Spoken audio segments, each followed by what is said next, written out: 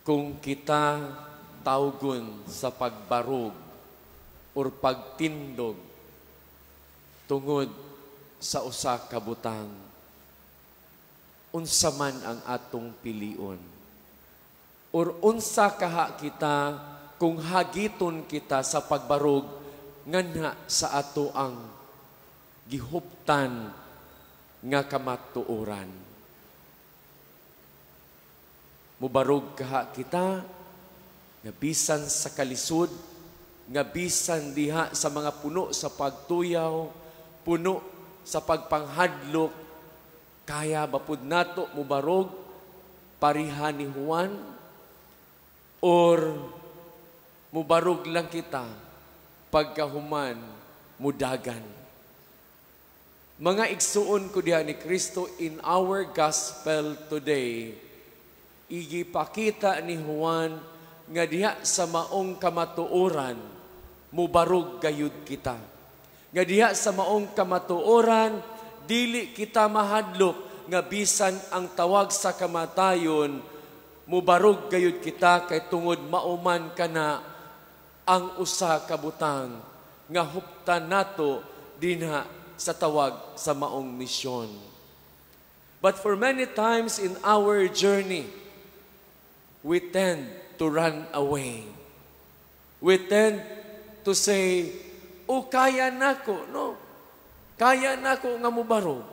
Pero at the end of the day, mas gipili di ay nimong manahimik na lamang kaysa musulti sa kamatuoran. Tinuod ka na. In our society today, it is better to keep our mouth shut than to speak up, ilabi na kung ang lantaw nato ang anaa sa pedestal, kusgan o dato. Kung anaa sa pedestal, mao ang makapangyarihan, parihan ni Herodes. Mga igsuon ko diha ni Kristo, tataw nga dinha sa atong panaw, kung atong tan-awon ang tawo, anaagod sa iyahon ang vanity ug ang pagkatalawan. In our gospel today, talawan si Herodes. Nahadlok kang Jesus. Nahadlok siya diya sa iyahang kaugalingon nga paninindigan. Nga diya siyang kagalingon nga kapangyarihan nga iya gayong gipakita by giving a concrete action dina sa maong pangako niya kang Herodias, iyang gihimo even nga kabalo siya nga sayop ang iyang desisyon. Nganuman, ang tao gani mahutdan og konsensya og kalinaw. Kaya niya na nga buhaton. But if your conscience is alive, will always continue to disturb us. Nganuman, buhi man sa ato ang konsensya, buhi sa ato ang kalinaw, then if those are absent sa atong kinabuhi, then it is easier for us to say, bahala na mo diha, kay ako maningkamot rakog ako, maghilom rakog ako. Nganuman ang usa ka lipunan dili mauswagon. Nganuman ang usa ka simbahan dili konkreto nga gasunod sa dalan ni Kristo. Mas maayo pa magampo. Bahalag tibuok adlaw bisag dili nimo ikongkrito ang imong mga pag-ampo.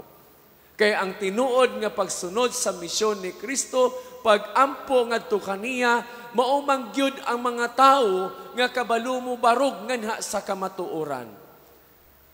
Kay ang mga taong mubarog sa kamatuoran, mao ka ng mga tao nga buhi ang ilang konsensya, buhi ang ilang pagtuo, buhi ang ilang kalinaw.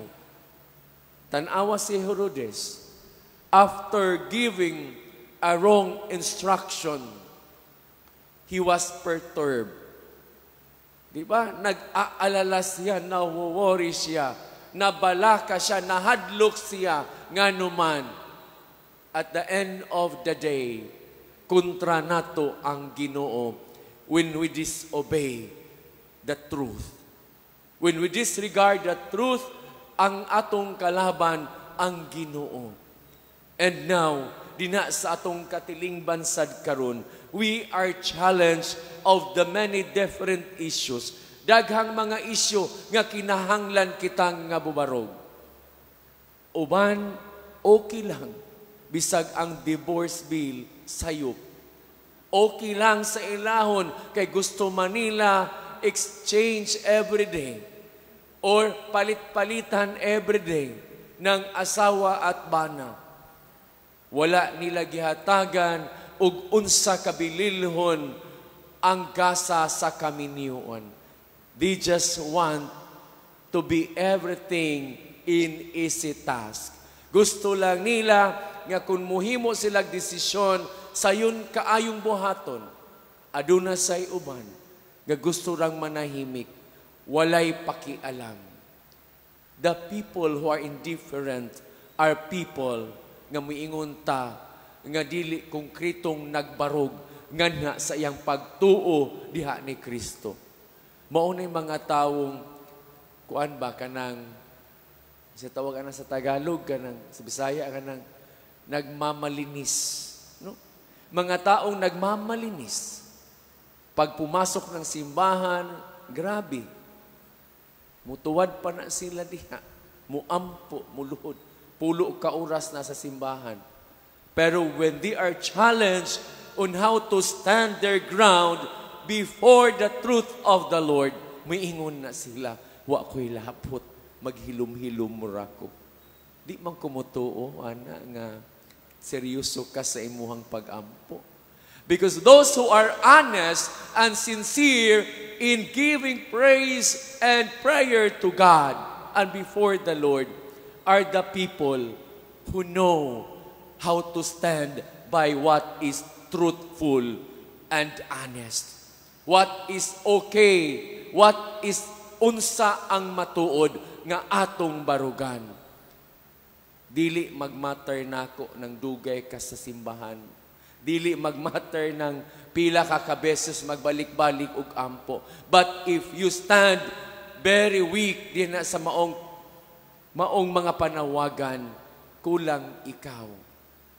Kaya ang matuod nga pagsunod sa kinabuhi ni Kristo, ang pagsunod sa iyahon, kabalo ka unsay imong take. Kabalo ka muingon sa uban nga dili ka na tinuod. Remember when we were baptized, we are given the gift of the threefold mission of Jesus. And one of those, unsa man, pagiging propeta. Ang pagiging propeta, nga na gisunod nato, gigasa sa Ginoo after our baptism. Gitawag sad kita, nga magpadayag sa kamatuoran, parihan ni Juan. Nga dili mahadlok, nga dili sad, muingon nga dili ra ko mag-apil-apil. Kay wa ko ganahi ana. Pero ang tinuod nga mosunod ni Kristo, kaya niyang atubangon ang vanity nga iyang padulngan. Kaya niyang atubangon ang iyang pagkatalawan. Katulad ni Herodes, no?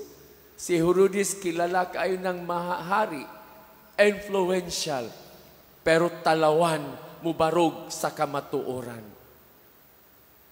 Mausad ta sa atong kinabuhi. Nga numang maghilom-hilom lang ta. Nga numang maingon na ta nga go with the flow. Kung diri ang okay ko. Diri ang medyo dili okay, dili ko diha. Mubarog kita ug unsay kamatuoran. Kay maumang kana ang tataw nga quality nga panawagan nga na sa pagsunod sa atong Ginoo. And the second thing ay ang Dios kanunay naghatag kanatog kusog ug tabang. If we do believe in God, then why can't we stand by the truth? Kung mutuo kita sa Ginoo, ngano mang mahadlok kita. Nga ang Ginoo kanunay mang nag-abot sa iyang tabang. Kanunay mang naghatag kanatog kusog in order for us to speak and to believe dinha sa maong katilingban, dinha sa pagtuon nato sa Ginoo. Mao mangyud kana. It's not just a promise, but God has given to us diha gayud sa atong pang-adlaw-adlaw nga kinabuhi. Ikatulo, atong i-battle ang ato ang pagsulay dinha sa maong kusganon nga pagtuon ni Kristo. Our lack of faith mao kanay magpawala nato dinha sa dalan paingon ni Kristo. Ato gayong kanunay nga paigtingin ang atong pagtuo. Atong dagutan ang pagtuo nato nga palong-palong usahay nga wa karon og maanaa. Ato kanunay sindihan nga na sa atong kasing-kasing tungod og alang sa atong gugma sa atong Ginoong Dios. Ang hagit ka nato mao kini. Ato gayong hingusgan nga kita sad sa atong kinabuhi, we can be like John the Baptist in little things. Because in little things, when all of us gathered for the truth, then who can be against the truth? No one and nobody else. Amen. Manindog kita